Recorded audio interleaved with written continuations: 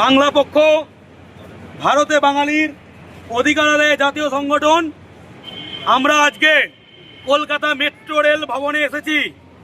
প্রতিদিন আমরা অভিযোগ পাই কলকাতা মেট্রোয় বিভিন্ন বহিরাগত কর্মী যারা বাংলা জানে না, বিভিন্ন আরপিএফ যারা বাংলা জানে না, বাংলা ভাষায় পরিষেবা দিতে বললে বাঙালিকে बांग्लादेशी बोले, ये हिंदुस्तान है, हिंदी बोलना पड़ेगा, बांग्ला बोलना है तो बांग्लादेश चली जाओ। एसब अनेक कथा मेट्रोते आजकल शोना जाए एवं मेट्रोर विभिन्न परिषेबा विभिन्न समय बांग्ला भाषाय पावा जाए ना। केन मेट्रो रेल की बांगाली विरोधी? कलकाता मेट्रो की लखनऊते? मेट्रोर प्रतिटा परिषेबा साइनबोर्ड হোক, ঘোষণা হোক, বিভিন্ন ব্যানার যে টাঙায় জরুরি বার্তা দিয়ে সেইগুলো সব কিছু বাংলা ভাষায় থাকতে হবে।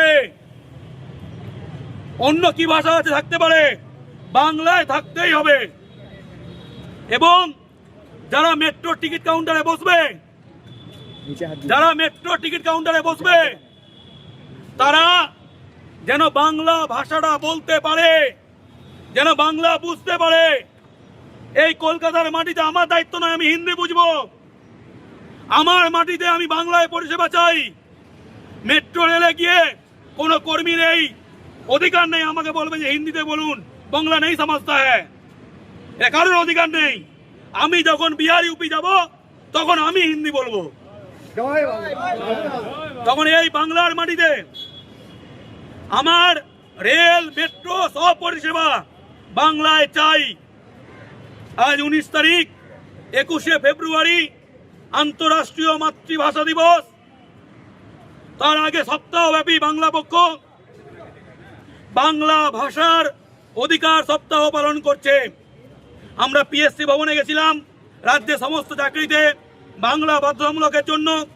আমরা গতকাল বিকাশ ভবনে গেছিলাম, সমস্ত স্কুলে বাংলা বাধ্যতামূলকের জন্য। এর একটু আগেই কলকাতা পুরসভায় গেছিলাম, পুরসভার সমস্ত সাইনবোর্ডে বাংলা বাধ্যতামূলকের নিয়ম করেও কেন কার্যকর হয়নি সেই কথা বলতে এখন আমরা মেট্রো রেল ভবনে এসেছি বাংলা ভাষার অধিকার এবং বাঙালির অধিকারের দাবিতে। আগামীকাল ইস্টার্ন রেলে আছে, ওলা উবের সমস্ত অফিসে আছে। সার্বিকভাবে আমরা বাংলা ভাষা এবং বাঙালি জাতির অধিকার চাই, আমরা সেই জন্য লড়ছি। এখন আমরা মেট্রো রেল ভবনে ডেপুটেশন দেব, আমাদের দাবি জানাবো।